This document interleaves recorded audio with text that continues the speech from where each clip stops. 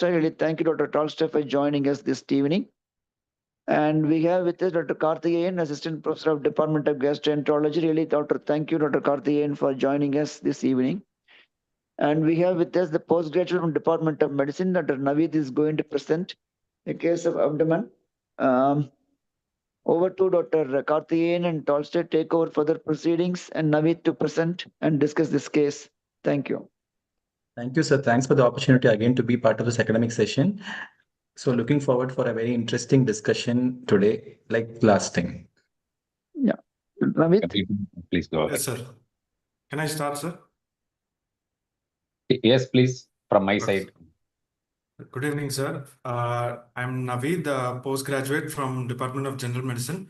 I'm going to present an abdomen case today. So Mrs. A, a 46-year-old female, homemaker by occupation, resident Coimbatore, right-handedness, came with the chief complaints of abdominal distension for 3 weeks, no limb swelling for 3 weeks, breathlessness on exertion for 3 days, and cough for 3 days. History of presenting illness: a 46-year-old female who's a known case of type 2 diabetes mellitus and chronic liver disease, was apparently normal individual 3 weeks back, now presented with complaints of abdominal distension for 3 weeks, which is insidious in onset, uniform, gradually progressive in nature, painless, worsened in the past 3 days. Complaints of lower limb swelling for 3 weeks, started at the ankle level, progressive up to below knee level. It is a painless swelling, not associated with redness of skin, warmth, and not associated with reduced urine output, passage of frothy urine, or periorbital puffiness. There's a history of yellowish discoloration of eyes present, no history of pruritus or clay-colored stools. The complaints of patient also had complaints of breathlessness for 3 days, which is acute in onset, class 3 MMRC, no history of orthopnea, paroxysmal nocturnal dyspnea, no history of worsening with postural change, not associated with palpitations or chest pain. It is also associated with cough for 3 days, which is not associated with expectoration, no postural or diurnal variation. No history of fever, chills, and rigors, weight loss. No history of abdominal pain, nausea, vomiting, loose stools. No history of passage of black tarry stools, coffee ground vomiters, or other bleeding manifestations. No history of altered sensorium, reversal of sleep pattern, and no history of outside travel or outside food intake. Sorry, the no history is. Past history. The patient had similar complaints in the past. It initially started in February 2024, where the patient had complaints of abdominal distension and lower limb swelling for 15 days, for which he underwent a paracentesis and was diagnosed as DCLD and was started on conservative management. From March 2024 to up to September 2025, she had multiple admissions in view of abdominal distensions in daycare settings for paracentesis, which was initially once and had 3 UGS copies in this almost 1.5 years in view of dark colored stools and underwent variceal ligation and banding. Dr. Naveed, Yes, sir. can you go up to the previous slide? I Yes, think sir. while presenting, you already presented like past history of chronic liver disease, and now you are Yes, sir. telling patient underwent paracentesis Yes, and sir. diagnosed as decompensated chronic liver disease and all. Yes, sir. Better, I think you can avoid this term and put in a colloquial term like some liver disease where patient was drained the fluid from the abdomen kind of thing from the patient. Okay, sir. So that when you make a diagnosis, you can make a diagnosis of decompensated chronic liver disease. Okay, sir. Okay, sir. Now itself, you are told the patient's told decompensated chronic liver disease. No. Yes, sir. Okay, sir. Then are you going to give any? Sir? You can tweak like that little bit. Okay, sir. Rather than upper GI scopy, endoscopy, paracentesis, banding and all. Some Yes, sir. procedures patient underwent. So Okay, that sir. we can ask you what procedure you believe, then you can tell probably these procedures Okay. kind of thing. Okay, sir. Okay, sir. Okay.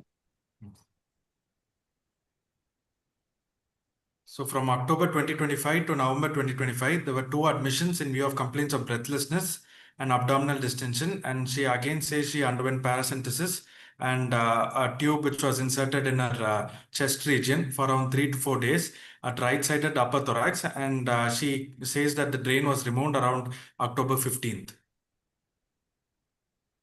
She's also a known case of type 2 diabetes mellitus for the past 10 years on regular medications. She's on OHA's metformin 500 mg BD. She's not a known case of systemic hypertension, coronary artery disease, bronchial asthma, or cerebrovascular disease. There's no history of surgeries in the past, no history of substance abuse or alternate medications intake, and no history of tattooing or IV drug abuse. Personal history, she consumes mixed diet. There's history of reduced appetite present. The sleep is normal, bowel and bladder habits are normal, and there's no history of smoking or alcohol or any other substance abuse. Family history, the patient is a lower middle class family born out of a non-consanguineous marriage, no similar illness or other liver disease in the family, in her parents or in her siblings. Summary, the patient is a 46-year-old female who's a known case of type 2 diabetes and was diagnosed with chronic liver disease 2 years back with history of multiple admissions for paracentesis, UGScopies, and chest tube drainage. Now presented with history of abdominal distension and bilateral lower limb swelling, yellowish discoloration of eyes and urine for 3 weeks, and breathlessness and cough for the 3 days without history of abdominal pain, fever, bleeding manifestations, and altered sensorium. So the probable, sir? Tell. So the probable system involved, according to history, is hepatobiliary system. And the probable diagnosis is a chronic liver disease with decompensation and with portal hypertension. Probable etiology is MASH, which is a metabolic dysfunction associated steatohepatitis, and decompensation in the form of ascites, pleural effusion, and esophageal varices. Okay, but what are the, when we will tell the patient is decompensated, apart from this? So when there's ascites, when there's hepatic encephalopathy or esophageal varices, sir. Or when the synthetic functions of liver is affected, anything? Coagulopathy, sir. When the patient goes into coagulopathy with bleeding manifestations. Okay. Why you are And, telling repeatedly as MASH? Why not? It could be any hepatitis kind of thing. So hepatitis is probably your acute presentation, sir. This patient has a chronic illness with gradually progressive, and she's Chronic also hepatitis, chronic hepatitis B, C. So there's no history of fever or any other positive histories to have any contacts or any IV drug abuse or tattooing. And also the patient is a diabetic, so more probable towards metabolic dysfunction. Then Dr. Karthikeyan, you have anything on that one? Yes, sir. So few questions. You have you have given only one etiology as MASH, Dr. Naveed. So Yes, sir asked why can't it be chronic hepatitis? So any other apart from, and you said that what do you think was against chronic hepatitis in this patient? So the chronic hepatitis, there's no history of fever, sir. And there's no history of any. See, again, I'm specifically asking chronic hepatitis. So why do you bring in fever in chronic hepatitis B or C? How many patients in chronic hepatitis B and C do you see with fever? Yes, sir. Very less. So you said this patient probably has MASH. Let us Yes, come sir. to that later. But you said it is not chronic hepatitis due to certain reasons. So what are they? So there's no history of any contact, sir. There's no drug abuse or IV, any blood What else should transfusions you or ask? You said one more, tattooing. Agreed. Anything else you should tattooing. specifically ask? Sexual contact, sir. Yes. Anything else? Blood Which I transfusions, think you sir. failed to mention in your history. What are the modes of transmission of chronic hepatitis? B or C? It could be through blood Ah, or so any other blood. Did body. you ask about blood transfusion? Yes, sir. I've written, sir. Okay, I don't remember reading that in the slides. Anyway, so history of blood transfusion in the past. So Yes, that sir. should have been at least 20 or 25 years ago. Of course, recently we have multiple modalities to rule out hepatitis B or C in transfusions, but a very early transfusion many years ago is a positive history. And Yes, sir. any other way where they can get hepatitis B or C, more specifically hepatitis B rather than hepatitis C? Any other way?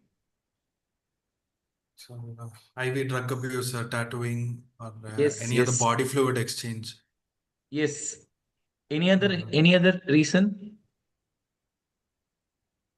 Vertical transmission. What if she's got it from her mother? Yes, sir. You said there's no history of liver disease in the family, but we don't know Family, if sir. the mother was a silent Mother carrier. was, She never yes, sir. had any features, right? Yes, sir. So, of course, with all this not being present, it is history-wise against, but still that possibility is there. How many patients of hepatitis B or C do we come across or any of this history? Most of Yes, them sir. don't even have any of this. Yes, sir. So They don't that is know still a their source. possibility. So it could still be chronic viral hepatitis B or C. Any other Okay, sir. reasons apart from MASH and chronic hepatitis you can think in a 46-year-old, right? Your patient age is 46, right? Yes, sir. Yes, sir. Any Wilson's other disease, etiology you sir. want to consider apart from MASH? And okay, first Wilson. coming to that, why do you think it is MASH? Why do you want to label this patient as having MASH? So because it is because metabolic dysfunction, sir. She also has diabetes Okay, you and said the diabetes was insulin for how resistance. long? So she's having for 10 to 15 years, sir. Okay. Normally, what we say is a diabetes or hypertension, which was poorly controlled with other risk factors of obesity, at least two of that's what constitutes metabolic syndrome, right? Yes, sir. Dyslipidemia or So diabetes. yeah, so for at least 15 to 20 years should have been present for them to Okay. go in for fatty liver, chronic fatty liver, that going in for chronic hepatitis, then going in for fibrosis and cirrhosis. Okay, So sir. with only diabetes of only 10 years duration, possible but less likely. Any other Okay, sir. etiologies you want to consider? So any other Wilson's disease, sir, but it's little onset, Okay. age onset is little late. No, you just tell what Hemochromatosis. all other things you'll think. We'll see what could be the reasons for and against. So one is you said Wilson's. Yes, So sir. then what else you want to think? So hemochromatosis because she also has diabetes. Okay. Then Then autoimmune liver disease. autoimmune, very good. Then Then cardiac cirrhosis, sir. cardiac cirrhosis. Okay, good. Then after all this has been rolled out, we then label them as having cryptogenic. Yes, sir. Cryptogenic. Yes, sir. Right. So if the alcohol history is not strong, then we don't consider that. Especially in our Yes, sir. country, females low socioeconomic less, very less likely. And if it is present, they usually tell them out well. And for Yes, sir. some reasons, female patients when they consume alcohol, they do not behave well. So that is why Okay. even the safe limit for women are less than what is it for men. Yes, sir. So with alcohol being out of the question, so these are the common etiologies we can think of. One is MASH, chronic hepatitis, Hepatitis. Wilson's, autoimmune. Hemochromatosis is little less likely. Okay, sir. Okay. And this patient, you said, has been a cirrhotic patient for the past from your history. She was diagnosed Honored. in 2024. February. That is last year, early last year. So it's been almost Yes, 2 years sir. since the 2 diagnosis years. of liver disease, and she's had some episodes of parasitis that time. So why Yes, do you sir. think now she's acutely worsened? What could be the reason for this recent 3 weeks worsening of symptoms? What could have been the precipitating factor? So it could be because she hasn't taken her medications. Okay, one thing is drug compliance. Then Then it could be so based on the multiple paracentesis, it could be refractory ascites. see, that is no, my question is why has her ascites suddenly become Worsened. refractory? That is my question. From Okay. your history, from can you go back to those previous past history slide? Yes, sir. So from March 2024 to September 2025, multiple admissions. So chronically it has been going on, but something Yes, has sir. worsened recently, right? She's Yes, gone sir. to the stage of even chest tube insertion. So what do you think Yes, sir. has happened recently for her to worsen? So it would have led to any complications or any hepatorenal syndrome or hepatopulmonary syndrome, Okay, development so of newer one, see, complications. you don't insert. Okay, from your history, I'm telling. From the next slide, what you told, you said this was chest tube insertion. So Yes, sir. in either of this, you don't insert a chest tube. So probably Yes, sir. she's developed effusion in addition to ascites. So my question is, why has she suddenly worsened? Why has her volume, in other words, why has her volume overload worsened for the past few months? You said one is drug compliance. Agree, Yes, that is sir. one possibility. Maybe she would have not taken her drugs properly. Any other reason you would like to think of in this stage? So reduced protein intake, hypoalbuminemia can worsen it Yes, further. malnutrition. Okay. Yes. One other reason. Any other reason? Any acute infection, sir? Yes. SPP, sir. Yes, any acute respirating illness which can reduce the liver function, like SBP or any other infection for that matter. Any Then toxic drugs, sir, which can worsen. CAM intake, very commonly seen in our country. How many ever years you treat a liver disease, you find at least 30% of our patients, they go out considering CAM as safe and they come back with complications. So Yes. CAM intake, of course, for this patient it was not present, but sometimes they don't even know it is CAM. They think it is healthy. They drink some herbs by themselves and say is this Kilidanelli which was told to be good. So Yes. we tried by ourselves. They don't even reveal that history. We have to probe multiple times to ask. So that is one Yes. reason. Any other reason? Any other reason why sorry? Hepatitis A, B, again, an acute and chronic Superimposed liver. acute hepatitis A or B, but again, in that case, the patient should have presented more acutely with the severe jaundice and all, which I Okay. don't think was there because in the history you mentioned no jaundice, but I find in the summary Yes. you had mentioned jaundice for 3 days or I mean, I'm not sure. History I mentioned, sir. So History. fine, okay, that is one reason. Any other reason?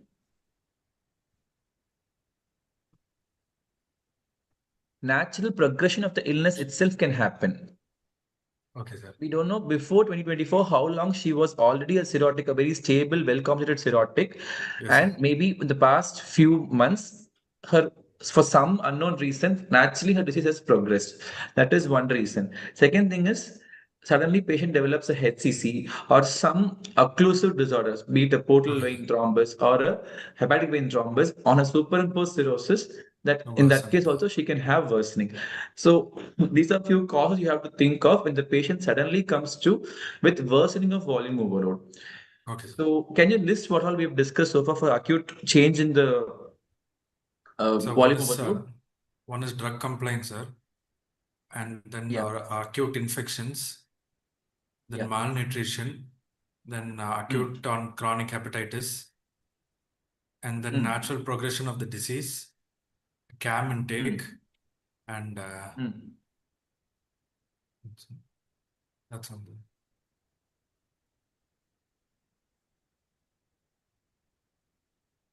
Veno-occlusive disorders.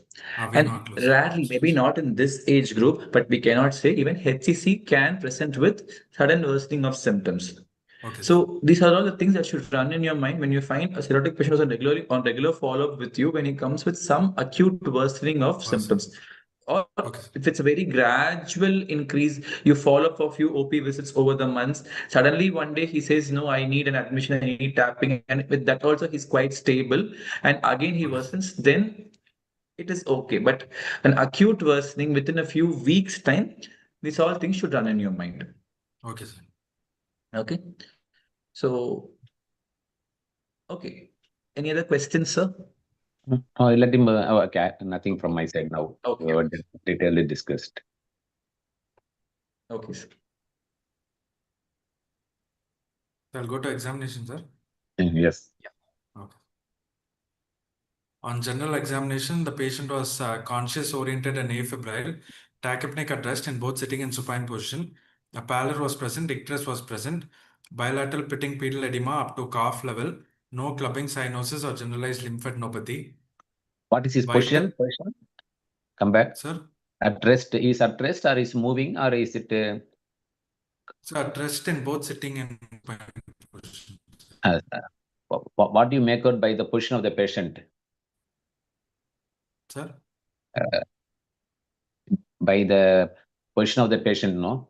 For example, sir. if the patient is moving with the, for example, if the patient is having peritonitis, Okay, sir. It'll be still. they will not move. They will just lie down because Yes, any sir. movement will cause pain. Okay, the resting position of the patient. Okay. Okay, okay. The vitals, the BP is 110/70 millimeter of mercury, measured in right upper limb in supine position. The heart rate is 80 beats per minute, regular, normal volume, no specific character, no radioradial or radiofemoral delay, and all peripheral pulses are felt equally. Respiratory rate is 28 per minute, thoraco-abdominal type.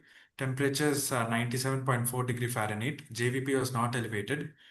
Height is 150 centimeter, weight is 54 kg, and the corrected weight based on severe ascites and pedal edema is 44 kg, and the corrected BMI is 19.6 kg per meter square. and mid upper arm circumference is 18 centimeter. The signs of liver cell failure, Dr. Navi, just 1 minute. Yes, sir. Yes, sir. Can you go to the previous slide? So in the vitals, if at all, if somebody asks, what all the changes in the pulse you would expect in a liver disease patient? So you Can can you tell have few causes in each, like the rate, rhythm, volume, everything? Can you just enumerate few causes? so What all volume of the abnormalities in the pulse, high volume of the pulse can be seen in cirrhosis itself, sir. due to? Because of splanchnic vasodilation and reduced peripheral vascular resistance. Yeah, so you'll have a hyperdynamic pulse kind of thing. Hyperdynamic Though pulse, the yes, high pulse, volume actually pulse. the BP may be low, but still the pulse may volume will be be of a high. high volume. Agreed. Yes, sir. Anything else? And then you can have a low volume pulse in maybe obstructive, this thing, occlusive, venous occlusion. In where occlusion, where specifically? So IVs. See, first start with the rate. Where can you get tachycardia? Where can you get So bradycardia? tachycardia When it can comes, be seen in when the patient is in sepsis or any spontaneous bacterial peritonitis. Any other reason for tachycardia in a cirrhotic patient? Anemia, sir. Okay. Then Hypovolemia. due to common reasons for anemia, hypovolemia. okay, common reason for anemia and hypovolemia in a cirrhotic patient. I'm asking you a very leading question. Tell me. So Where you will anemia is call because us of very soon. UGI bleed, sir. So UGI bleed, acute upper GI bleed, you can have tachycardia along with a low volume pulse as well, right? Pulse. Yes, sir. So where else can you have tachycardia in a cirrhotic patient? There are complications like SBP, sir. Okay, sepsis you told, anemia, hypovolemia due to UGI bleed. Any other infection, be it chest infection or cellulitis, any of them can lead to, Yes, sir. when there is sepsis, it can lead to tachycardia as part of Yes, sir. SIRS. Yes, sir. Where can you get bradycardia and liver disease? So bradycardia will come in obstructive jaundice, sir. Okay, any specific reason for that? Sir, cardiobiliary reflex, sir. The bile salts will go and suppress the synovial node. So because of And the also it inhibition will of bile salts on the SA node, you have SA the node. bradycardia in obstructive jaundice. Yes, You sir. can put And it as also a the relative bradycardia also. yes, sir. Yeah. And So also the vagal nerve endings are irritated by the bile salts, which will also cause a vagal reflex and cause bradycardia. bradycardia, fine. Anywhere where can irregular volume pulse, I mean irregular rhythm. Irregular rhythm. Alcohol related cirrhosis, sir. Holiday heart syndrome. Due to what is the pathology that you expect there? I mean, you mean to say patient is having coexistent? Atrial fibrillation, sir. Okay, so atrial fibrillation in cirrhotic patient, you first want to think of alcohol. Yes, sir. Okay. Other common causes, it could be because of any infection, chest infection commonly, or coexisting cardiac illness. Yes, All sir. of them can COPD lead to because of smoking. irregular Yes, sir. rhythm. Yes, sir. Okay. Okay, Yes, fine. Okay, I think you can go. Sir, any other questions, sir, from your side? And not this slide. Okay. Okay, sir. Okay, Navid, you can proceed. Okay, sir. The signs of liver cell failure, leukonychia was present, temporal hollowing was present, there was loss of buccal pad of fat, and there were 3 spider nevi. There was no alopecia, madrosis, no subconjunctival hemorrhage, bited spots, no parotid enlargement, fetor hepaticus, no Dupuytren's contracture, palmar erythema, no pruritic marks, or no flapping tremors. Okay, wait here. Yes, sir. You have put this spider nevi as a one positive now. Yes, sir. What is the minimum number of spider nevi you should have to keep it as a signs of liver cell failure or thing? So at least 3, sir. More than or equal to 3. Okay, okay. Of this, you have put as signs of liver cell failure.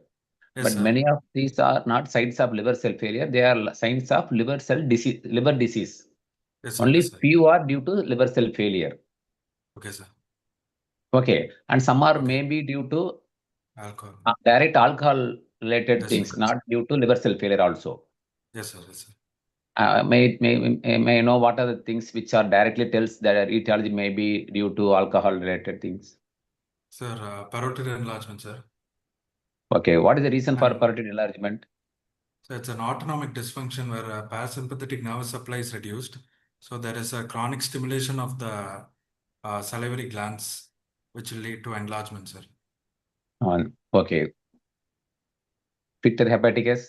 Fetal hepaticus is also a sign of alcohol, sir, because of dimethyl sulfide, sir. Oh, okay. Why bite spots? So any vitamin A deficiencies. Why vitamin A deficiency? Because liver, it's a The fat soluble? fat soluble vitamin. Okay. Why subconjunctival hemorrhage? So because of they're more prone for bleeding manifestations Due to? due to coagulation abnormalities, sir, seen in liver cell failure. In addition to that, less amount of coagulation factors or anything like that, any other Yes, sir. reason? Platelets? What will the platelets in chronic Yes, sir, there'll liver? be thrombocytopenia, bone marrow suppression, sir, in alcoholic Okay. alcoholism. And they say something called increased fibrinolysins also in this type of, I think so, due to Okay, some sir. sialic acid in CR, something like that. Okay, sir. Okay. And dupuytren's contracture due to what etiology probably? So it is palmar aponeurosis is there is ischemia of the palmar aponeurosis, sir. Which part of the palms are generally affected?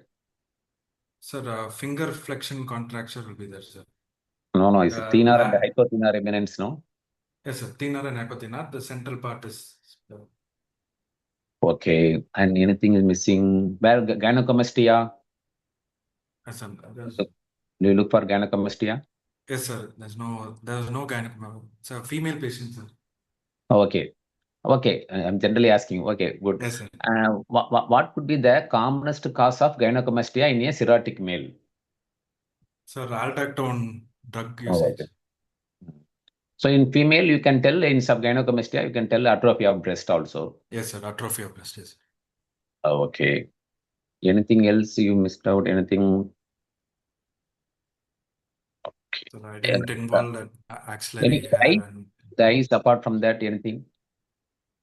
eyes, sir. From head to toe, like kind of thing.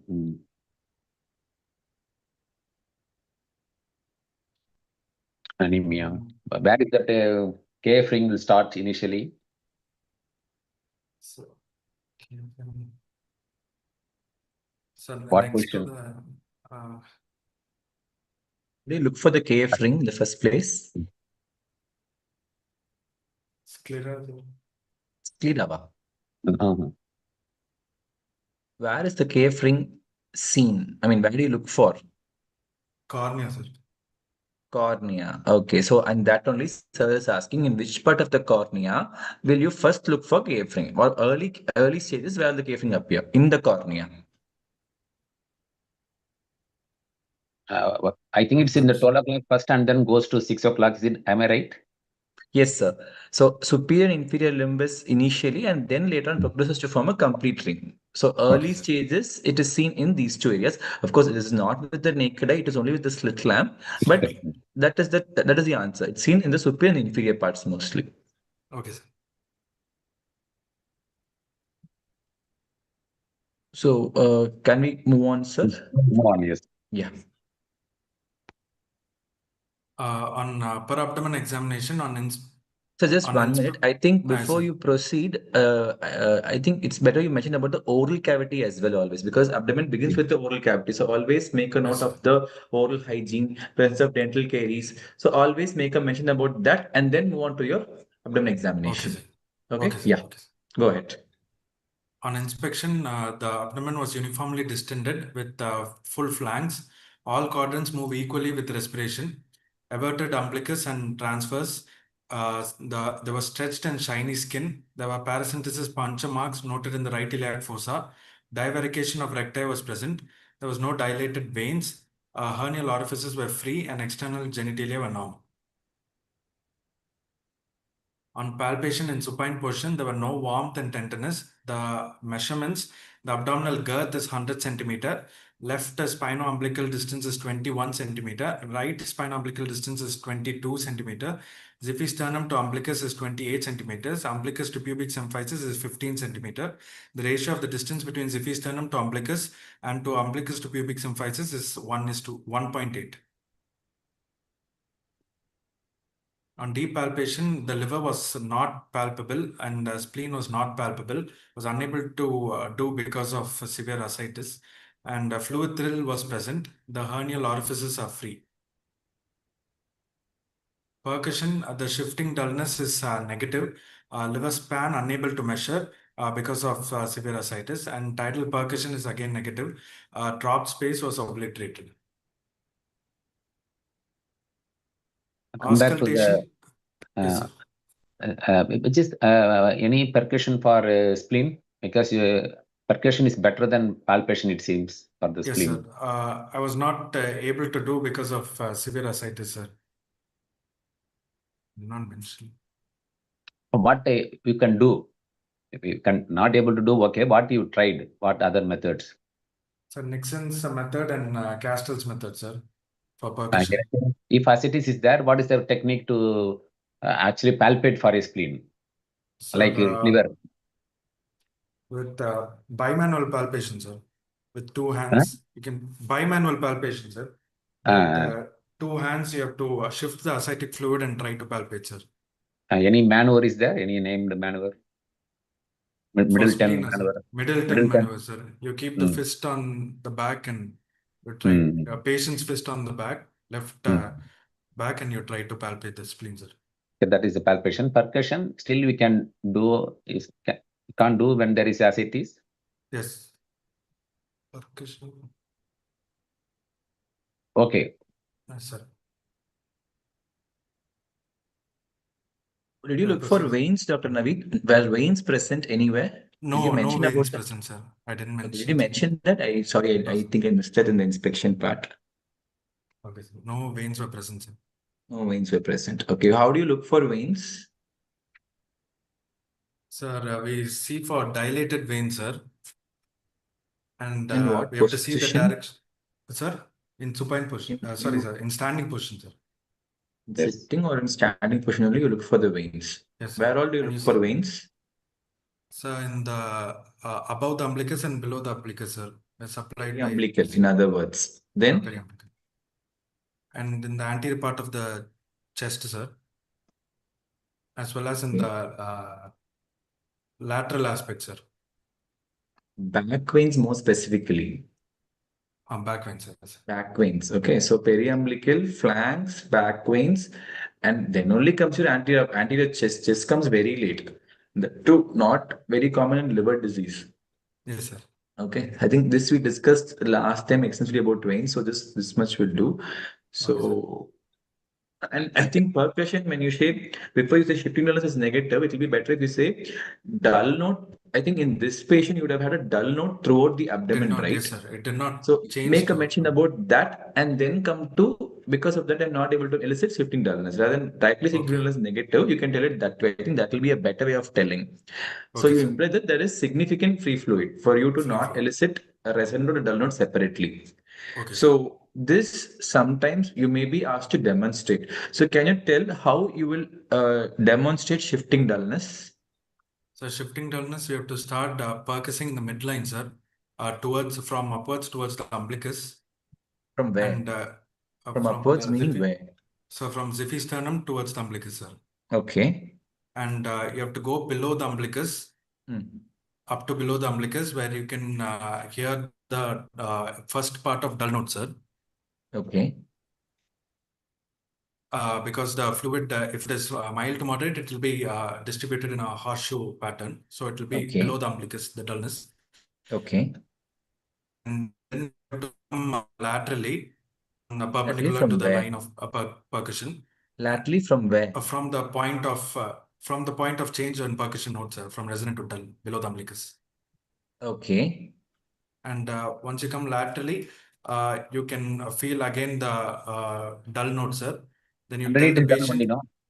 You Sir? have already told that you've gone to a dull note area and then again you're coming laterally. So you are already coming from a dull note area only. So how will you make out the difference?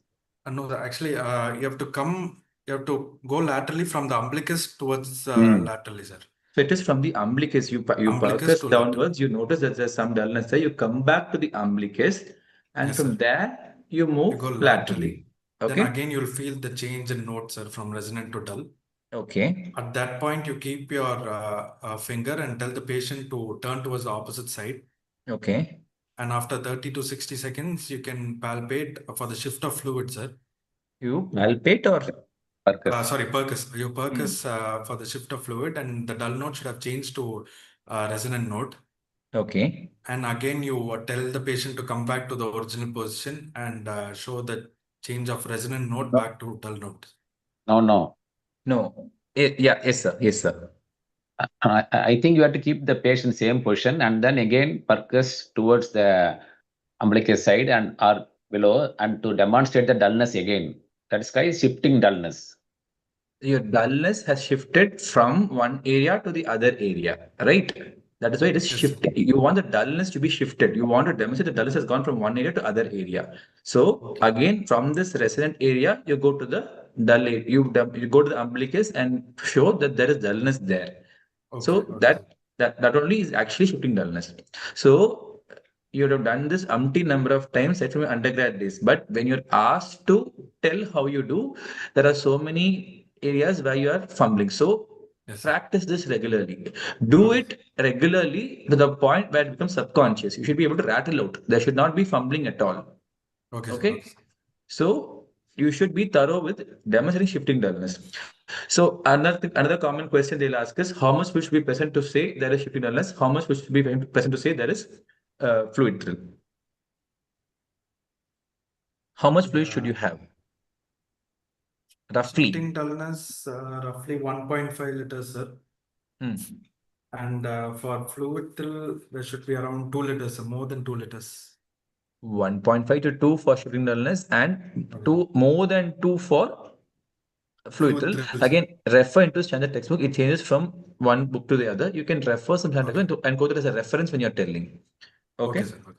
So just for completion, I'm asking, not putting to this patient, how will you demonstrate very minimal ascites? Sir, puddle sign, sir. How do you do that? Sir, you make the patient prone for 3 to 5 minutes, Hmm. and then you examine knee elbow position, Okay. and then you keep the diaphragm of the stethoscope in the most dependent area of the abdomen, sir. Okay. And then you have to scratch the abdominal wall from the periphery to the umbilicus, and you will Okay. notice the change in change in note in auscultation, sir. So this is a method of Puddle sign. no, Is this auscultatory percussion, sir. ausculto percussion. So that is how. Yes, sir. I mean, they never ever ask you to demonstrate, but you should know how to tell when asked. It is very Okay, sir. important. Okay. Okay, sir. So Dr. Karthikeyan, can I pitch in, please? yes, sir. Regarding this shifting dull note, Dr. Naveed, the Yes, sir. conventional way in exam point of view, the correct method is going to be from xiphisternum to umbilicus. From Okay, there, sir. just move on to the level of lateral abdominal wall. Okay, sir. No need to go down because the idea is first and foremost, the rules of percussion says you're supposed to start from resonant area to dull note. Yes, sir. You are anticipating a dull note because of fluid collection. That's anticipated examination result, but for which you're moving from resonant area to dull note. Okay, sir. So no need to go down infra-umbilical region, not necessarily always. Stop Okay, at the sir. level of umbilicus, move on to the lateral part, and Okay, till sir. the level of dull note which you're appreciating, make the Okay, sir. patient to the opposite lateral decubitus position. Yes, sir. Wait for a few seconds for the shift of fluid. Yes, Focus sir. on the same site, that is the site at which already you demonstrated dull note. You Yes, sir. try to focus now. By this Okay, time, you sir. can understand the fluid is shifted from one lateral side to the opposite Other. side. Since you paint the Yes, sir. patient left lateral or right lateral, then Yes, sir. now you will be able to demonstrate resonant note. Once again, sir. back to neutral position. That is once again back to the usual position what the patient was maintaining. Now you'll Yes, be sir. able to demonstrate dull note. That's why it's called a Yes, sir. shifting dull note. Trying to demonstrate dull note and once again moving to the resonant back to dull note. Okay, There is sir. no need to demonstrate horseshoe shaped dull note is not required. If you are able to Okay, sir. demonstrate dull note at the lateral part of the abdominal wall, resonant Okay, sir. dull, dull, resonant dull, that is fair enough. That is enough for Okay, the sir. dull note, shifting dull note. In the puddle sign, once again, you should Yes, sir. always remember the rules of percussion. Otherwise, it is called as 10 commandments of percussion. Always remember Yes, sir. that. Okay, sir. Always start from resonant note to dull note. Once again, the point here is you are trying to demonstrate periumbilical region. That's the Okay, most sir. dependent posture in the knee elbow position. The Yes, dull sir. note because of collection of fluid at that point. But Yes, sir. demonstrating that, you should first demonstrate resonant note. Then you go for the demonstration of dull note. Done. So how do Okay, we sir. go for this demonstrating resonant note in the supine posture? You can Yes, sir. focus around the umbilicus. You'll be able to demonstrate resonant note. Now, Okay, sir. second step is going to be make the patient knee elbow position. Now you're expecting the fluid to move towards the umbilical region. Now you Okay, can okay, focus around the umbilical region. You'll be able okay, to sir. demonstrate dull note. Okay, sir. Okay, this is what puddle sign is about. This is the best method of percussion method of demonstrating puddle sign.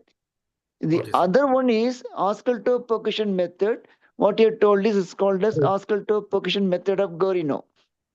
It is called as Okay, sir. ausculto percussion method of Gorino.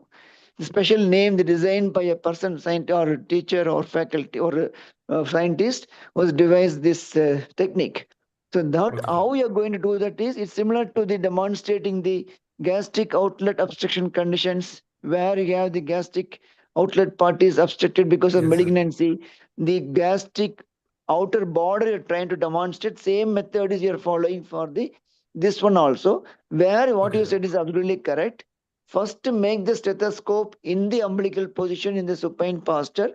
You try Okay, to sir. draw or scratch from the center point to the peripheral. Whatever the extent you're going to draw or scratch, you'll be able to hear a uniform note. No Okay, change sir. in the note. Okay, Knee sir. elbow position, same side you're keeping the stethoscope diaphragm. Now you're going to scratch. You are expecting the center point of the umbilicus, the collection of fluid, the outer part going to be devoid of fluid. So when you're Yes, going to sir. scratch from center to outer, you'll be able to demonstrate a different note between the Okay. centermost close to that to the outer part. Okay, sir. Are you able to follow me? Yes, sir. You're able to understand you're able to imagine what I'm trying to come across, Yes, right? sir. It will come to Yes, you. sir. Right. So center point will be a different note auscultation wise, outer part will be Okay. different note. Different So note. this Right. is what the demonstration of the fluid from the outer is gone to the centermost point in the knee Different elbow note. position. So that's Okay, what sir. called as ausculto percussion method of Gorino. There are two Okay, sir. methods by which you can demonstrate puddle sign. One is the classical traditional method of teaching of percussion alone, but you should Okay, sir. always remember when you're trying to demonstrate a clinical sign by Yes, sir. percussion method, you should remember you are supposed to follow rules of percussion, which Okay, is sir. start with the other rules are you will knowing the left side finger, middle finger, right middle finger, the wrist joint movement, the placement Yes, of the sir. Yes. middle finger alone. These are all these commandments of percussion. So what Yes, you're sir. supposed to do is one is pure percussion method, second one is Auscultative. ausculto percussion method. That is called as Okay, sir. go, especially called as Gorino. But always start with supine followed by knee elbow position. Okay, sir. Okay. Yeah, I Okay, think sir. I think anything else to be adding, Dr. Karthikeyan and also can add. No, no, sir. I think we've discussed. And in my side, I think as Dr. Karthikeyan told, this we have to tell to the examiner only, Okay, not to sir. be done to the patient. Am I right, Karthikeyan, now regarding the puddle sign? Yes, sir. They should know how to tell. That is, Yeah. it is enough if they know. They did not do for any patient ever, because it is difficult for the patient also to come to the knee elbow and all to stay. It is enough if the candidate knows how to tell, sir, without Yes. mistakes. Okay. And one more, Naveed. Yes, sir. In the inspection side, I think you have to tell something about Can you patients. move to the inspection slide, Navneet? Yes, sir. MMSE, you know, mini-mental state examination, and that construction apraxia also. You have to do that yes, one sir. also. Encephalopathy, yes, sir. You have to write and then show the what some number connection test is there, no? What is it called? Yes, sir. Written. Digit symbol, number connection, and All these things also you have to show in the paper also. Ask the patient to draw in your paper and also show. okay, sir. Okay. Okay, go ahead. Okay, sir. Yeah. On auscultation, the bubble sounds was present. There was no venous hum, bruit, or rub. Per rectal examination, there was no skin tag, external hemorrhoids, normal sphincter tone, fecal staining was present, no melanic stools, no mass palpable, and no fissure. You are telling bowel sounds present only. Whether it is abnormal or normal, what is the count? Whether it is borboremy also is a bowel sounds only. What are the Yes. normal bowel sound, how much you have to hear? So there was no. Whether it is decreased or increased. You are hearing bowel sounds that you are telling. Whether the bowel Yes, sir. sounds are decreased or increased, what are the normal numbers range? You should know. Just Okay, sir. hearing will not I'll do. get it. Yes, sir. Okay, sir. And where do okay, just for a discussion, can you Yes, sir. tell few conditions where you get venous hum, bruit, and all? So venous hum, you can get in paramplical vein opening in the falciform ligament, sir. Curvilier, Baumgarten, Okay. because of severe portal hypertension. So that is a very explosive marker for portal hypertension. Portal hypertension, yes, sir. Okay. Then where do you get bruit? Specifically over the liver conditions where you get bruit? Sir, liver, you can get in hemangioma, sir. Hepatocellular carcinoma. Alcohol acute hepatitis, sir. Severe alcoholic And, hepatitis. Okay, sir. Severe alcohol hepatitis and hepatic artery aneurysm, sir. AV malformations, basically. So AV commonly we say severe alcoholic hepatitis and in hepatocellular carcinoma, where we commonly see. Additionally, if you want to say giant hemangioma, not in very small ones, very big hemangiomas and AV malformations. Okay, sir. Okay. Okay. Okay, sir. On respiratory system examination, on inspection, the trachea was in midline in position. There was reduced chest movements on the right hemithorax. On palpation, inspection findings are confirmed by palpation. The reduced chest movements on right supraclavicular, infraclavicular, mammary, and infrascapular regions. Vocal fermeters were reduced again on right infraclavicular, mammary, axillary, infraaxillary, interscapular, and infrascapular regions. On percussion, dull note on right infraclavicular, mammary, axillary, infraaxillary, interscapular, and infrascapular regions. On auscultation, there were absent breath sounds on right infraclavicular, mammary, axillary, infraaxillary, interscapular, and infrascapular regions. There was decreased vocal resonance on right infraclavicular, mammary, axillary, infraaxillary, interscapular, and infrascapular regions. And other system examination, CVS S1, S2 present, no murmurs. CNS, no focal neurological deficit. The fundus examination was normal and spine examination was normal. Why do you look for the fundus in this patient? Anything you expect? Why do you look for fundus in this patient? Sir, there could be retinal artery or vein occlusions What will because happen? of Sorry? thrombosis, sir. Why?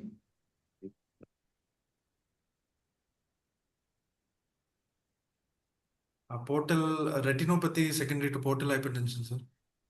Do you get retinopathy secondary to portal hypertension?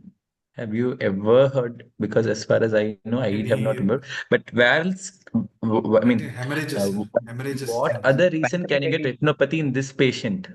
Pancreatitis can cause some retinopathy, no? Yeah, Pucius. Acute pancreatitis, agreed. But for this patient, more than your liver disease, what else can cause retinopathy? Patient is a Diabetic retinopathy. Diabetic. Okay. Yes, sir. So I don't Yes, sir. think fundus examination is mandatory for, abdomen cases, sir. So from your inputs, sir, also, sir, and Saravanan, sir, is it mandatory that they look at the fundus? It is not required, but I specifically told them to look into the fundus of all patients. Yeah, but in the examination, I think they need not attract more questions by telling such Yeah, but findings. they should be Yeah, you prepared should for know this to type of see. questions. Yeah. So if at all you are looking at the fundus, pertaining to, see, one thing is retinopathy because of diabetes is one reason why you want to look at the fundus. Yes, Any sir. other times you want to look at the fundus in a patient with liver disease? You can look for anemic retinopathy. Patient will be having anemia. This type of additional findings, except for we have to subject the patient for only screening of slit lump examination. That is Yes, sir. more useful than to be using for this retinopathy. And Okay, Are any the other hemorrhage the lipid storage disorders, all those stuff, glycogen storage hemorrhage? disorders will be having all those I eye don't know. changes. Yeah. okay, sir. Sometimes when you find that the patient is having altered sensorium, you're not sure whether it is Hello? hepatic encephalopathy or any other Yes, sir. intracranial cause because of alcohol or anything, or just in liver failure Papilla edema. presenting with ALF and raised ACH, you can look at the fundus for Or papilla disc edema. edema. That is a papilla edema, which is a very simple measure. Yes, sir. In day by, clinical examination to assess the ICP. So that in that aspect also, fundus examination is justified.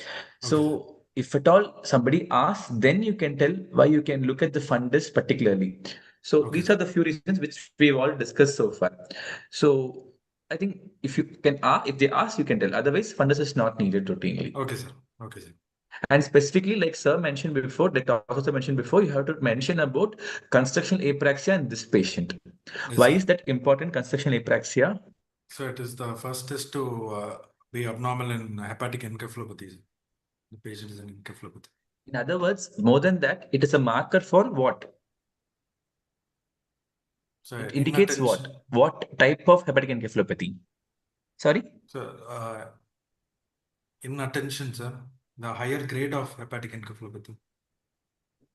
Covert and hepatic Higher encephalopathy. grade. Okay, now what are the grades of hepatic encephalopathy? So there are 4 grades, How sir. many grades you have? 4 grades, sir. Four. Westphalian criteria, Sure. sir. 5 Four are- grades, sir. With grade 0, 5 grades, sir. 4 or so with grade 0. So what is grade 0? So grade 0, there will be no abnormality detected, sir. Even in history or What is examination. that called in otherwise? What is it otherwise called? Grade 0. Covert hepatic encephalopathy. Or what's MHE?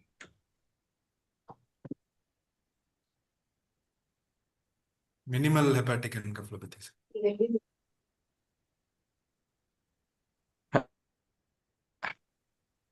Sir,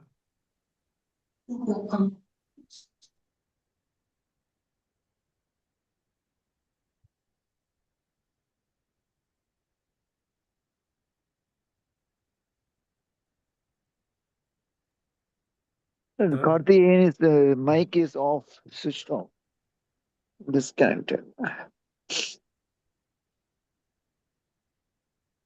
Dr. Karthikeyan, can you please switch on your mic or? Sorry, sir. There was a small interruption. Sorry, sir. So yeah. So what is grade 0 otherwise called? minimal hepatic encephalopathy. Minimal hepatic encephalopathy. So this construction apraxia and the test which we do is to detect MHE in Okay, any sir. patient. Okay, sir. So yeah, go ahead. So the final diagnosis of the patient is decompensated chronic liver disease with portal hypertension, probably metabolic dysfunction associated steatohepatitis related with right-sided pleural effusion secondary to DCLD. And decompensation in this patient is in the form of ascites, pleural effusion, and esophageal varices, and no evidence of complications such as spontaneous bacterial peritonitis and hepatic encephalopathy.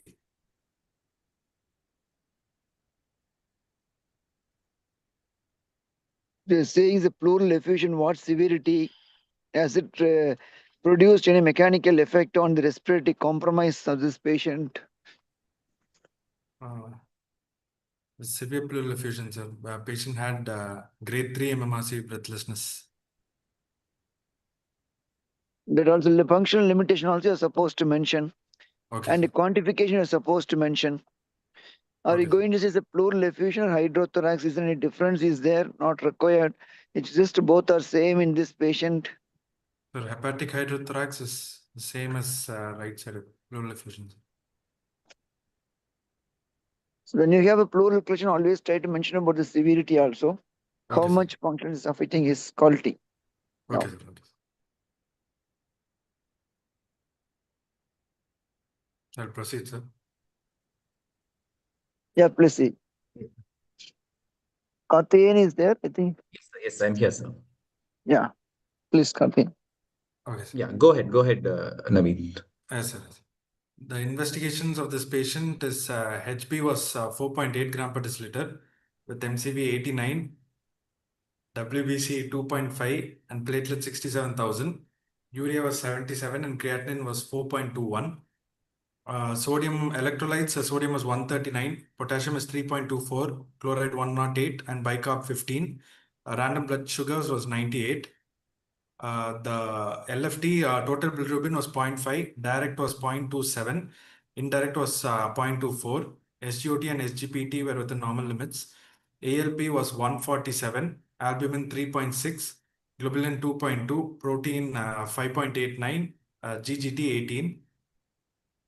INR was 1.01, and the patient underwent ascitic fluid analysis in which her total count was 100, and differential count neutrophils was 20%, lymphocytes 40, and macrophages 40.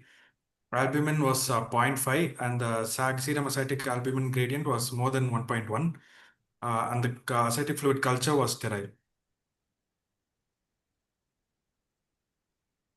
What is your interpretation of the counts, Dr. Naveed, the complete blood counts? So the patient has bone marrow suppression, sir. Before that, how will you tell this CBC report? The patient has The patient has pancytopenia, sir. pancytopenia. So you begin Yes, with sir. that before going to by bone marrow suppression. Again, why did the patient has bone marrow suppression in the first place? So because all three cell lines are reduced. What other reason could be there for pancytopenia in this patient? So B12 folate deficiency, sir. Okay. Spleen, Uh, something to do with the spleen. For this patient hypersplenism, sir. specifically. So hypersplenism in the first place. Yes, sir. But usually, even in hypersplenism, you commonly see only the platelets being affected. Very rarely do you find all three cells being affected. But yeah, that is also there, definitely. So Okay. any reason? Okay. Why is the creatinine high for this patient? So the patient could have gone for a hepatorenal syndrome, sir, as a Okay. complication, Okay. or because of diuretic usage, sir. Okay. Any other reason for raised creatinine in this Patient could be patient? in shock, sir, hypovolemic shock. Patient is not in shock. You mentioned the BP was Yes, sir, normal. I'm There's no telling. acute worsening also, so that is Any not other there. nephrotoxic drugs, or Okay. any other liver disease, any other renal disease, primary disease itself. Intrinsic renal disease as such, right? Yes, sir. Yes, sir. So when you find a patient, a liver disease patient coming with raised creatinine, these are all the things that should run in your mind. Either Okay. overuse of diuretics, hypotension. In other words, you want to exclude HRS. So this is the Yes, criteria sir. for HRS. So can you Yes, tell sir. what are the criteria for HRS, hepatorenal syndrome? Sir, all the criteria should be present. One is there should be cirrhosis with ascites. Hmm. The serum creatinine should be more than 1.5 milligram per deciliter. Hmm.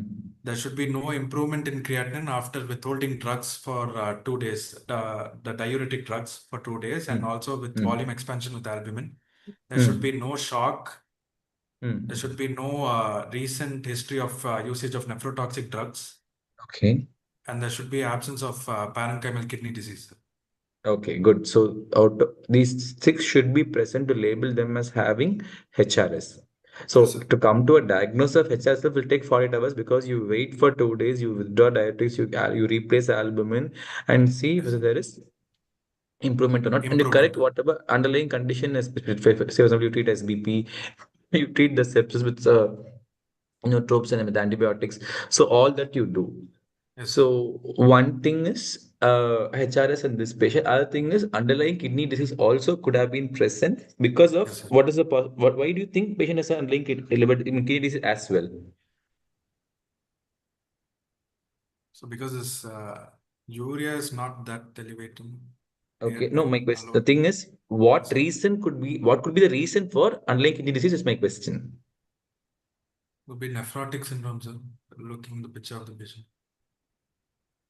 Or Nephrotic maybe syndrome. How often do you get raised creatinine? don't Then you said the etiology for liver disease was MASH. mash. Yes, sir. What do you think the etiology for this kidney Diabetic disease nephropathy. is? Diabetic Could be. nephropathy. Okay, Yes, sir. so long-standing diabetic nephropathy leading to chronic kidney disease is another possibility. In other words, the patient may be having coexisting liver and kidney disease. And kidney. Yes, sir. So for that, do you have the urine complete report on her? Any No, sir. urinary? It was not done, sir. It was not. Maybe it would have been done in the past. Maybe not in Previous, this. yes, sir. It was Yeah, done one previous year admission. back. So maybe So, if you look at that, you can have an idea. okay, sir. So in the electrolytes, you find that the bicarbonate is quite low. Again, Yes, pointing towards kidney disease. I mean, a kidney disease. long-standing kidney disease in this patient. Yes, sir. Okay, move on. So, ascitic fluid analysis. I'll go to the next slide, Yeah. sir. What else Yes, sir. should have been done in this patient in the certificate analysis? Sir, sugar should have been done, sir. Sugar, Glucose, no, LDH. no, no. And unlike sulfate, we very rarely see sugar. When do you see sugar? When is sugar important in acidic fluid? Next So when question. there is bacterial peritonitis, it will be So lower yeah, than the when there plasma is level. secondary bacterial you may have a low sugar. Otherwise, we routinely don't look for sugar in the acidic fluid. Anything else? Being a female patient, what should have been looked for? Of course, patient is having liver disease, but still, what should be looked for in the acidic fluid? Cytology. Cytol. So any patient with liver disease, even if it has been diagnosed outside for quite some time, and you also clinically know there is liver disease, there is nothing wrong in sending a cytology sample because Yes, out sir. of the, I mean, very rarely we do get patients with malignancy. Sometimes fetal malignancy, sometimes in females ovarian malignancy, it does turn up in the acidic fluid, and sometimes you'll have a doubt. Okay. The SAG may be SAG and the protein may be not in concordance. So in Yes, sir. such case also, first time you need not repeat it every time, but first time always make sure you send cytology. Okay, sir. So what do you think this acidic fluid analysis says? What is this type of acidic fluid called? So it's high sag ascites, sir. High SAG? High Complete sag, high. high protein ascites, sir. We Low have not protein ascites. protein. So it is high SAG low protein ascites. Yes, So sir. when will you call it mixed ascites? So when there is high sag associated with infection component, No, my question is when will you call it mixed ascites?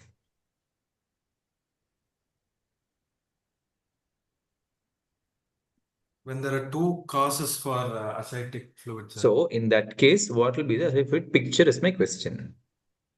You will have high SAG and Low protein. that is in liver Not sure. disease. High sag, high protein, sir. So high In SAG, congestive high heart failure. protein. Yes, sir. Yeah. So that is where you get mixed ascites. Yes, sir. So It's because you of may hydrostatic pressure increase, not yeah, because of albumin. Yes. probably yeah. Any other reason for mixed ascites? High SAG, high protein?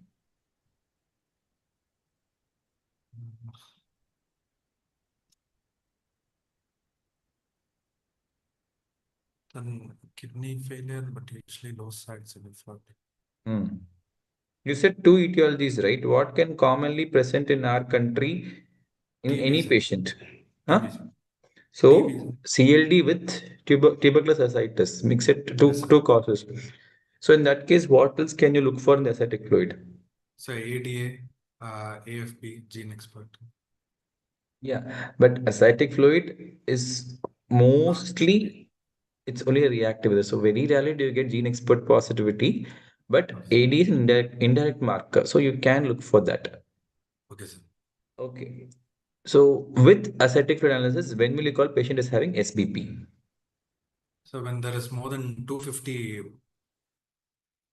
polymorphonuclear cells, more than 50 neutrophils, Yes. be signs of Sorry, I'm not able to. fever, and there should also be positive ascitic fluid culture, sir.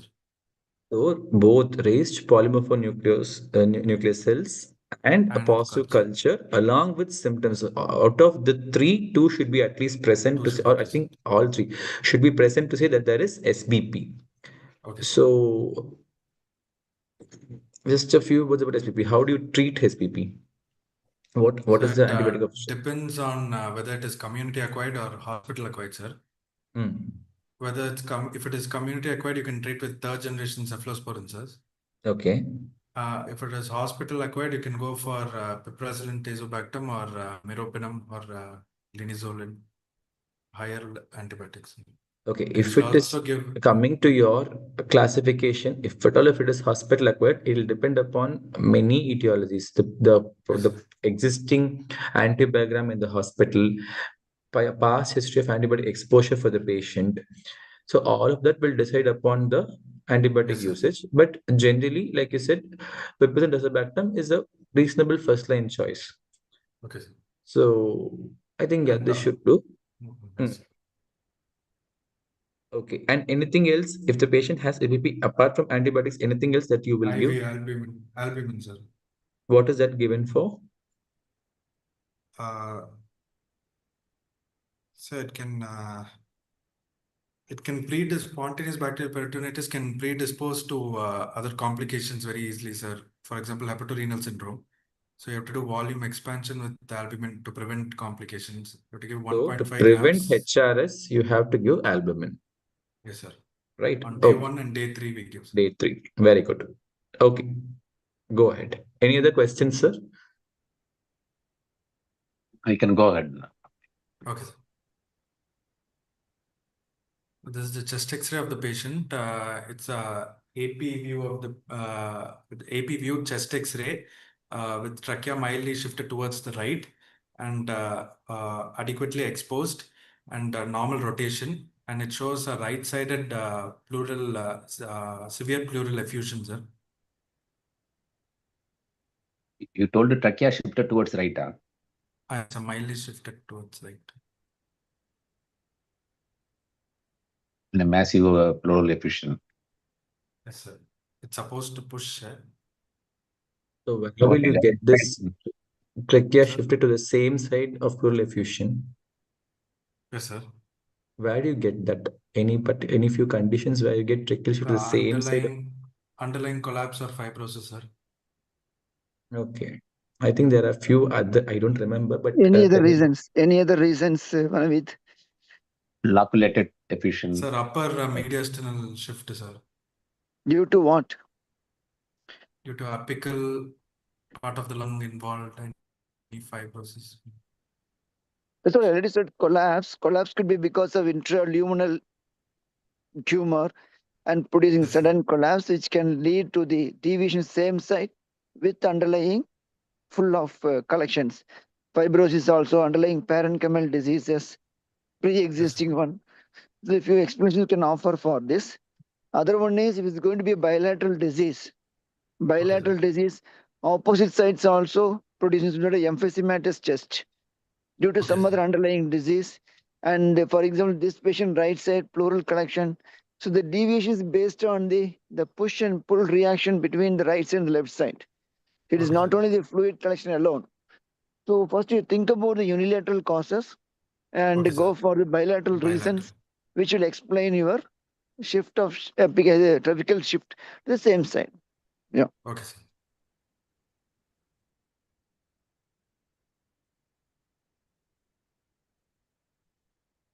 So the final diagnosis is a decompensated chronic liver disease, probably metabolic dysfunction associated steatohepatitis related with portal hypertension and with hepatorenal syndrome, child CTP class B and MELD 20.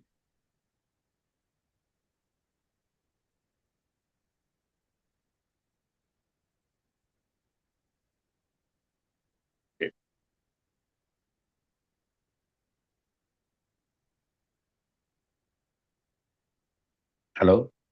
Sir? Okay. You can Sorry. include the anemia, and whether the anemia could be due to this being a hemothorax. Just doubting.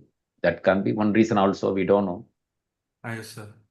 What's- Okay. So that is a very common reason where after we do paracentesis, sometimes they bleed into the pleural effusion. Doesn't happen that commonly with ascites, but it does happen with pleural effusion.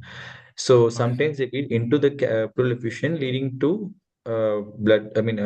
drop in hemoglobin, hypertension, which may sometimes require uh, resuscitation with blood transfusion. That is Okay. one possibility.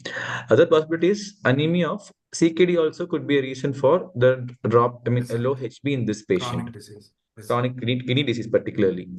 So that is also a possibility. So do you find this, why do you think the patient is child class B and his MELD is very high? What is the reason you in this patient? Normally, child class B means stable, right? C only is little advanced, no? But you expect a Yes, sir. high MELD. What is the reason for this change in this patient? So because creatinine is significantly So high. because of creatinine being high, it has furiously pushed up the MELD. We don't know. Actually, that is also in that indicator, but this is the reason why that is why we don't go for child alone in most of the patients. So Okay, sir. why is MELD important? What is the basic point of seeing MELD in any liver disease? Sir, whether they are eligible for transplantation. So good. So what is the cutoff of MELD score to decide about liver transplantation? MELD more than 15, sir. Yeah, more than or equal to 15, we'll have to counsel them and list them for a liver transplant. Okay, sir. Okay, so Is the patient diabetic, Dr. Naveed? Yes, sir. Patient is diabetic, sir. So nothing is there in the diagnosis, complete diagnosis. Nothing is there, no? We are only mentioning about metabolic disease related, decompensated. It is not projecting by you with the complete diagnosis. Yes, sir. Revise your diagnosis with the addition of all other points what you are mentioning as. Okay. Comorbid illness also should be there in the complete diagnosis. Then it becomes complete diagnosis. Okay, sir. Otherwise, you'll be managing only liver disease. You will not forget, means you'll forget about the diabetes and other problem. Is it okay? Not acceptable. Okay. Yeah, please go ahead, please. so how do you want to manage this patient? We've discussed the investigations, we've discussed the examination history and all. So what all features, points you want to address in this patient? Sir, first is non-pharmacological management, sir. I would like to give fluid restriction and salt restricted diet, sir. How And much fluid, how much salt? so salt less than 4 grams per day. 4 grams per day. That is what we usually say. And Okay. fluid around less than 1 liters per day. Why do you want to restrict fluid in this patient? So because the patient has severe decompensation to pleural effusion and severe ascites. So what is the criteria to put forward fluid restriction in any patient with liver disease? When do you restrict fluid?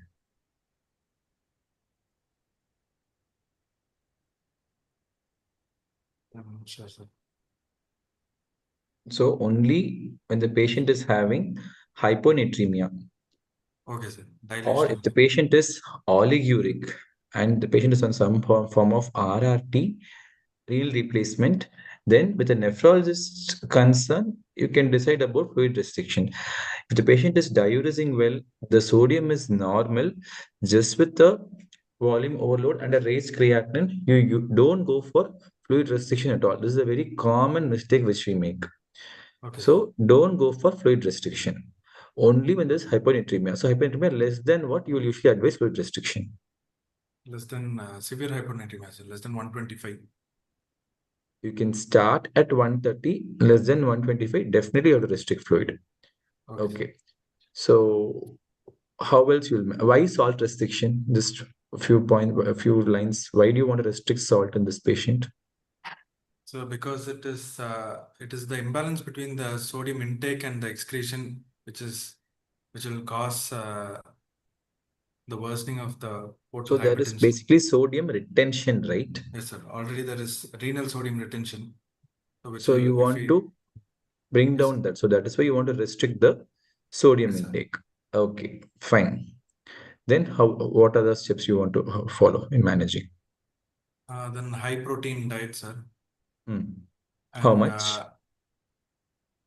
around 1.5 grams per kg per day, sir. Yeah, that is what you have to advise to prevent malnutrition basically and sarcopenia, which Yes, will sir. gradually worsen the patient's condition. So proteins should be given adequately. Okay, sir. Then Fructose restrictions, sir, because of MASH, and okay, you can advise her for physical exertion. patient is already having severe pleural Yeah, the effusion. patient. So where's the question of physical exertion? Then pharmacological methods, sir. I would, in hospital, I would give IV diuretics, sir. Why do you want to give IV diuretics? Because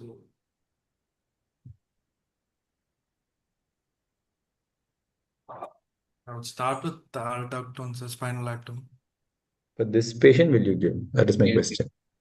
So this patient is, I would give dual diuretics, sir, both loop and spinal lactone. Again, I'm asking you, for this patient, will you give? Patient is already having raised creatinine. Sir, You're wait not for, sure if it is, of yes, course, sir, we because of have a diuretic. possibility of CKD as well. So in this case, you have to be cautious about giving diuretics. So they are not in your first line at all in this particular patient. Okay, sir. So what else will you give? So I would give IV albumin, sir. You can give albumin replacement and see if the creat is coming down or not. Then what else can you try? So I would do paracentesis to reduce the symptoms, and also pleural tapping. Okay, therapeutic, ascetic, and pleural tapping you can do. Yes, sir. Then I would you give suddenly jump from pharmacological to intervention. Pharmacological, what else can you give? Try. vasoconstrictors, sir. What agents do you know? Terlipressin for hepatorenal syndrome. Any other medication apart from terlipressin? Octreotide. Octreotide not much role in renal dysfunction. Only if it is bleeding, it will help. Otherwise, no. You can go for even noradrenaline or vasopressin. Even all three have been proven to be of use in renal dysfunction in cirrhotic patients. Okay, sir. Any other agent you want to give? Midodrine can be given, sir. Alpha 1. Yes, good. Midodrine can be given. So, and you have to monitor the urine output as well. If the urine output is adequate and patient is having some improvement in the renal function, then you can slowly wean them off the IV medications and see if diuretics can be reintroduced. Otherwise, you have to involve the nephrologist to see if some form of RRT can be helpful. So, one question: when do you call it refractory ascites? Sir, when the maximum dosage of diuretics is not having adequate reduction in weight of the patient. So, what is the maximum possible dose of diuretics that can be used? Sir, loop diuretics is around 160 mg per day. Sorry, sir. Loop diuretics is 400 mg. Sorry. Spinal lactone is 400 mg per day, and loop diuretics is 160 mg per day, sir. Okay, fine. And what is the weight loss you expect? Now that you mentioned about weight reduction, how will you monitor weight reduction in cirrhotic patients? I mean, when you start diuretics. So there should be at least 0.8 kg over 4 days, sir. That's what you call lack of response. If there is no decrease, there is less than 0.8 No, what should be kg. the response? When will you call it response first? See, you start the patient on diuretics today. When will you check the weight next, and how much should be the reduction? With edema, without edema. Yeah. Sir, in 1 week, you should check, sir. Okay. Oh. And there should Do you be have a reference for this, or is this guessing? so the target weight loss is fine in ascites alone 500 mg per day, sir. With Okay. edema around 1 kg per day, sir. So that is the right answer. So with edema, 1 kg. Without edema, 500 mg. Yes, Every day. So maybe after 2 or 3 days, if you check, you can have a rough idea how much the patient has lost. And if that is not adequate, then you step up. Of course, with sodium monitoring as well. So one thing is this: with maximum dose, you're not able to mobilize fluid. Or sir. Sorry, sir. refractory ascites is one thing is when you use the maximum dose and you're not able to mobilize sir. fluid. Other one is Other intractable, condition. sir. What is that? Intractable when you cannot use the maximum, Very you good. cannot Dose optimize the because of diuretic dose, sir, yeah because because of of complications related to it, such complications. as Okay. dyselectrolyting. Any common complications for a fight for diuretic use? I think last time also So we discussed this. elevated creatinine, hypokalemia, hyperkalemia, Hmm. then hyponatremia, sir, Hmm. hepatic encephalopathy, cramps, Okay. gynecomastia. Hmm. Okay. Okay.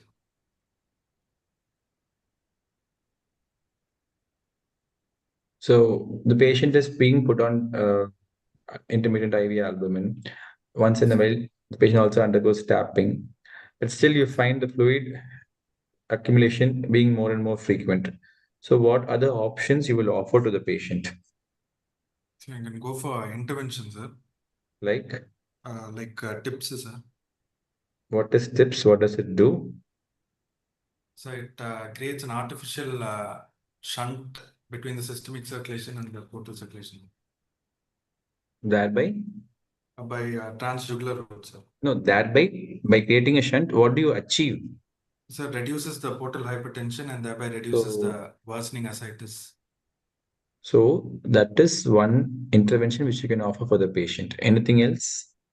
So there's a pump system, sir, alpha pump from the Not much of proven benefit and quite lot of complications like hyponatremia, hypotension, raised creatinine, infections are little high. So unless we have no other option, we usually don't go for these alpha pumps. So what is the treatment for? transplantation, sir. Yeah, so liver transplantation. You have to counsel them for liver transplantation. And maybe in this patient, if the kidney disease has also been established, she has to undergo a combined liver and kidney transplantation. Yes, sir. Okay. Anything else from Sir Dolce sir and Herman sir? All done okay, it seems from my side, Dr. Saravanan.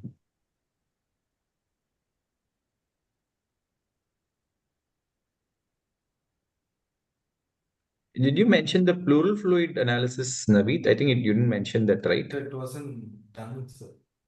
Maybe it was done some time ago. So Because yeah, she that is had also previous, important.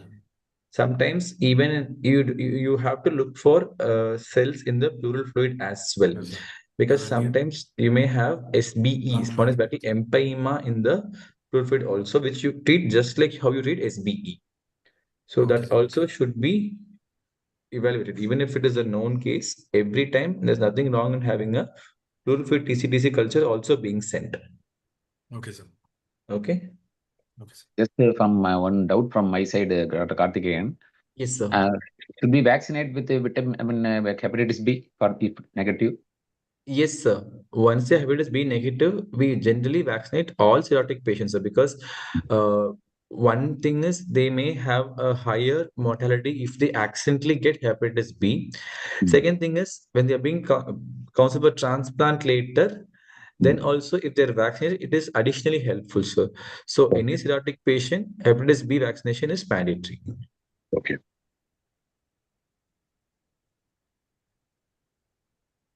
So how was your any other things you want to discuss, Naveed? Are you done with your presentation? Yes, sir. That's all. Okay. Lastly. What's your feedback? How did you do? Sir. Good, sir. Relatively I better. couldn't. Sir? Yeah, you did good. You did well. Thank you. Hello. Sorry, I was in the other call. I was in the emergency call. Sorry.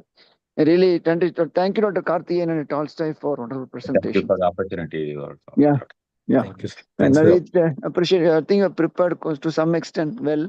We're anticipating some questions and you answered in a flow manner. I'm guessing that you might have got some clue for the questions also. I don't know. It's okay, but you answered very well. Good. Okay. Yeah. Good. Thank you. Thank you, all of you. Thank you, Thank you. sir. Good night. Thank you. Yeah. Good night. Yeah.